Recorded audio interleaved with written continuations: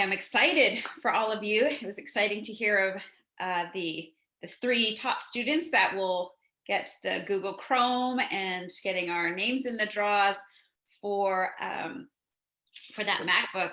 That is very exciting, and that would definitely help inspire me to show up. So, and also hearing about this retreat, students, that is very exciting too, to have an opportunity to do that. So we look forward to hearing about that and more details. Well, today we are going to talk about our communication and effectively communicating with people that we really want to connect with. And it's important to make that distinction because sometimes there are people that are around us that we know no matter how hard we try, it's toxic. It's not a relationship that we want, we need.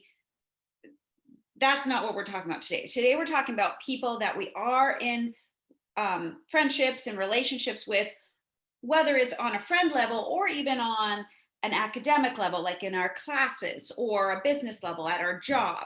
So there are certain relationships, although maybe they're not our best friend, we have to have proper relationships with them. And so we have to learn how to communicate and properly and have certain tools to help us with conflict resolution. Because even the people we love the most, there are going to be things that we don't agree on or that we misunderstood.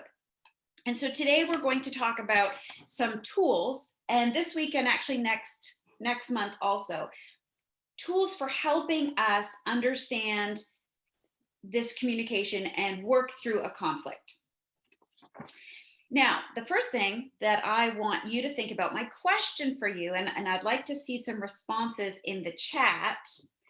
My first question is, what are things that happen, and this could be verbally or non-verbally, what are things that happen when you experience a healthy communication exchange with someone? When you know you're talking and having a healthy conversation, healthy communication exchange, what are things that you might notice?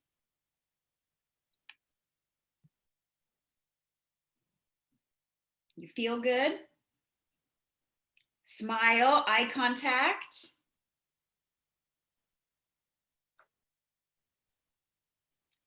Eye contact. They ask you questions. Yes, they want to know more. Good. Baba. More. Check. I can't do that shit, man. I hurt. What'd you hit me for? I told you, I said there's a more button. Yeah, the way you did, you was doing like this. I was like, I touched the screen. I touched the screen for it to come Get up. excited depending on what you're talking about. Okay, so they're responding well, the proper response, so excited about a good thing or maybe concerned about a difficult thing. You can feel the connection. Good. So they ask for a way to contact you or to speak again. They make you feel needed. Very good.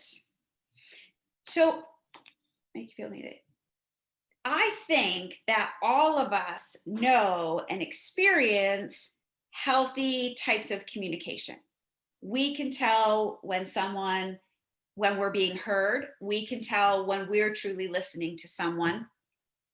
And then we can also, through their eye contact when they're looking at us, as opposed to if we're talking to someone and they're just like looking all around, that doesn't give us the impression that they're even listening or care, right? So we already know healthy things in our communication. So even though most of us know what is healthy communication and what it's supposed to look like, many of us end up in conversations that don't follow these things, where we're missing, feeling like we've been heard, maybe the tone in our voice is off or the tone in the other person's voice.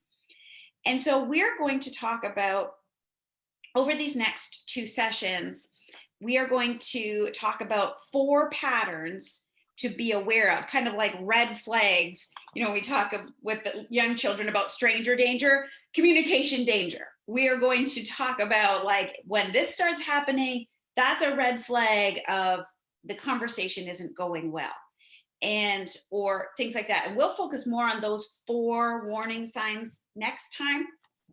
but we have to kind of set the stage for it. So today we are going to go into the first kind of set of tools is called speaker listener technique. And I'm going to share my screen.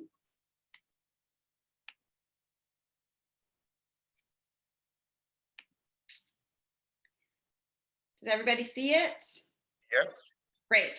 So here we have speaker listener technique, which is effective communications and conflict resolution. But I don't know how to move. Oh, found it. So the first thing is we're going to talk about kind of some rules. We have rules for speakers, we have rules for listeners, and we have rules for both.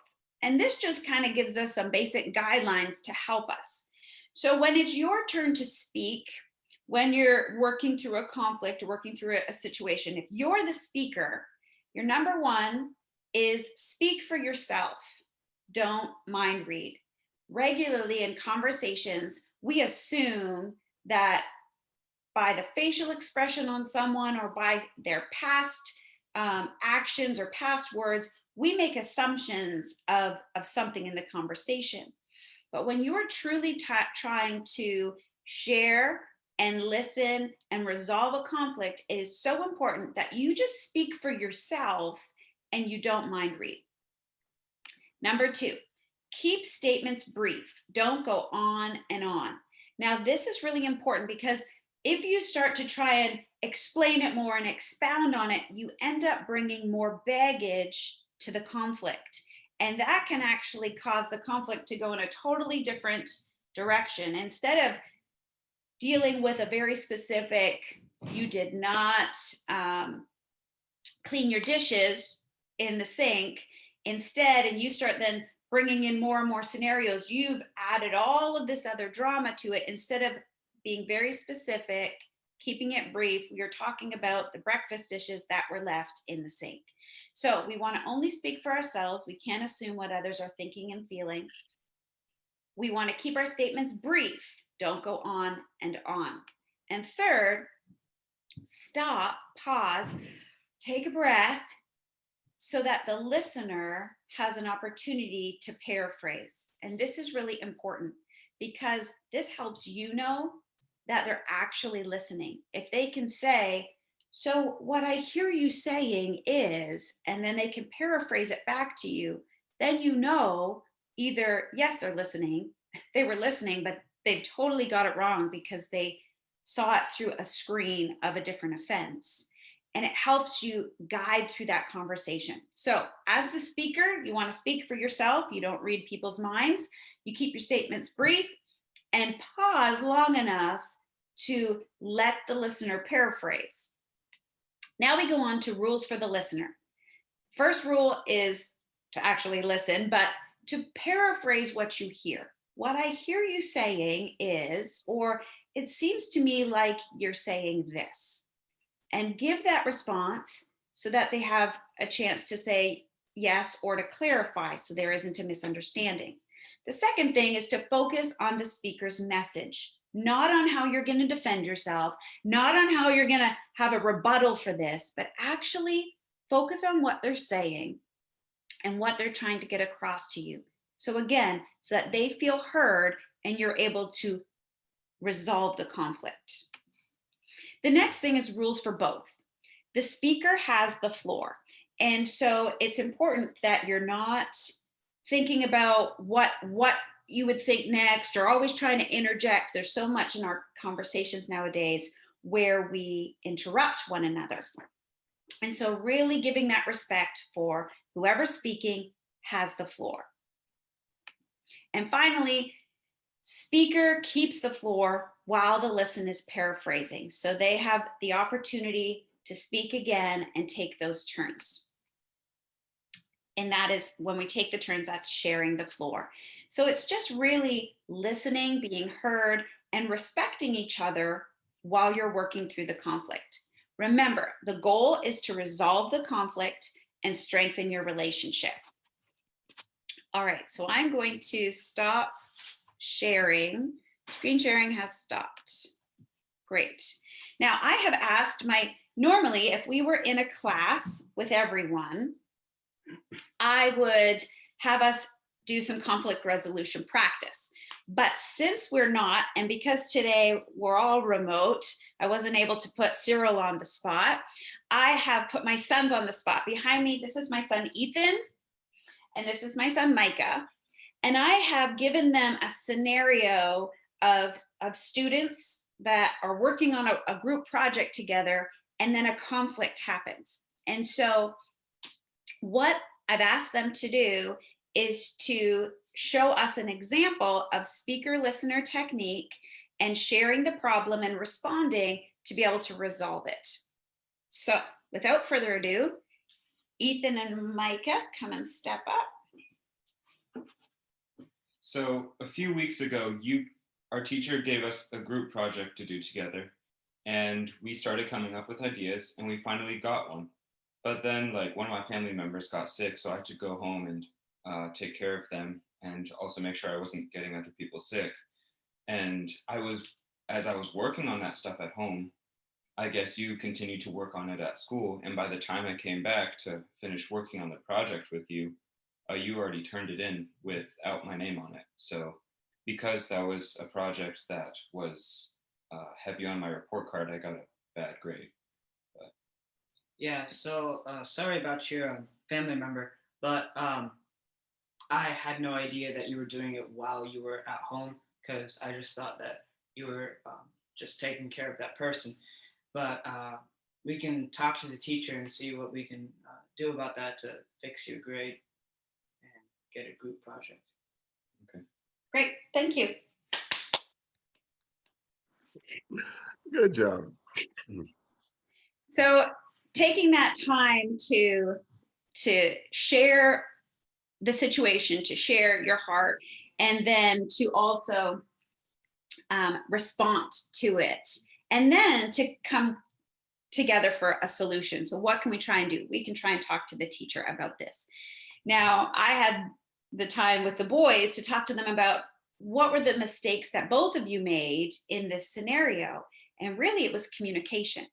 A lot of our conflicts, because there's so many of us that really are genuinely nice people, good people, trying to do good things, but just because each one of them assumed something was going to happen, then they drew a conclusion, they did a little mind reading, well, they're busy, I don't know when they're going to come back to school, and then a conflict happened. And these kinds of things honestly happen a lot around us. And so, and it's not that anyone tried to do something mean or anyone tried to do something bad, but these things just happen sometimes. And so where we show our true character is how we can respond out of it, of like, I didn't communicate, I'm very sorry, we can do better at this, or I shouldn't have assumed that, I'm really sorry, let's try and make it right. And so this is just kind of the first step of that conflict resolution, to be humble enough to say, I'm sorry that I didn't reach out, that I assumed something, let's make this right.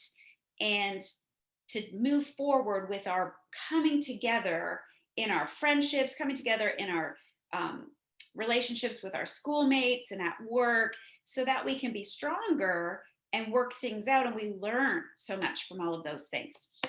So next week we will talk about some communication red flags, when it's time to call a timeout, when it's time to walk away, and those sorts of things, just again to put more tools in your tool belt of how to strengthen your relationships. Awesome. Thank you, Dr. Liz. The thing is, we had a class called conflict resolution class, the whole day class we had to go through. What we did is actually with the Titanic, right? When the Titanic broke into half, right? And that night, about 706 people were saved, right? But if only they had communicated effectively with each other, they could have saved close to 2,223 people, right?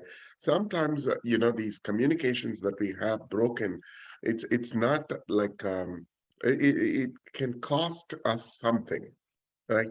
A lot of times, like what you were saying, Dr. Les, that we go through this conflict and anger and frustration. We don't want to talk with that other person. and we just wanted to stay away from, resolving it, right? And if only we can communicate, then most of our problems will solve. Wonderful. Thank you so much, Dr. Les.